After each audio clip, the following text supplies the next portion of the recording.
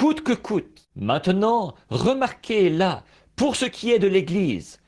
Or, si l'Église, c'est uniquement, si le corps de Christ doit être dirigé uniquement par l'intellect, par la théologie, par la conception mentale, alors nous dépendons entièrement de la connaissance intellectuelle humaine. Permettez-moi d'éclaircir ça.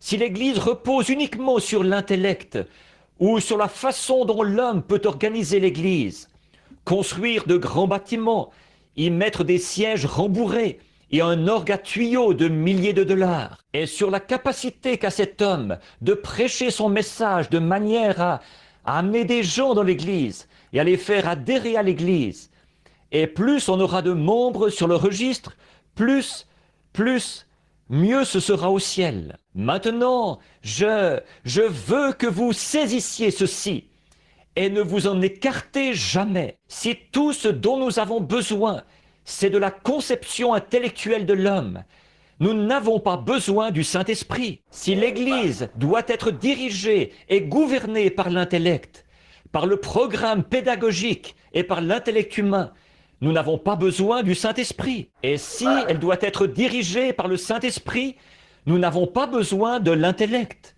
C'est soit l'un, soit l'autre. Or, l'émotion mentale, si pour nous, c'est seulement plus l'homme est intelligent, plus il est intellectuel, plus il est instruit, plus il suit les règles de la grammaire, alors mieux ça vaudra pour l'Église, mieux ça vaudra pour les gens. S'il peut présenter le programme et dire « Bon, nous allons construire une grande église, nous allons lui donner tel nom, nous allons attirer l'attention des gens d'un bout à l'autre de la ville, quand nous ferons carillonner nos cloches tous les dimanches matins sur notre flèche. Nous attirerons l'attention du pauvre pêcheur perdu, enfoncé dans la fange, quand il verra que nous portons ce qu'il y a de mieux comme vêtements, quand il verra que nos femmes savent arranger leurs cheveux, que les femmes pauvres verront que nos femmes savent se coiffer et qu'elles portent de jolis chapeaux. Et quand nous présenterons ceci aux gens, alors les pauvres et les affamés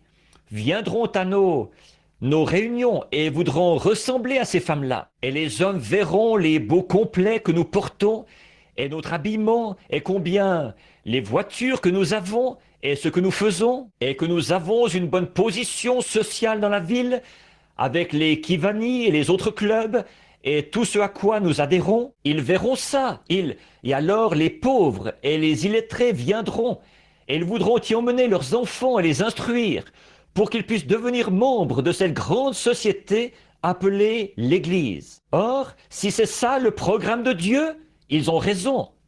Mais ce n'est pas du tout ça que Jésus a dit.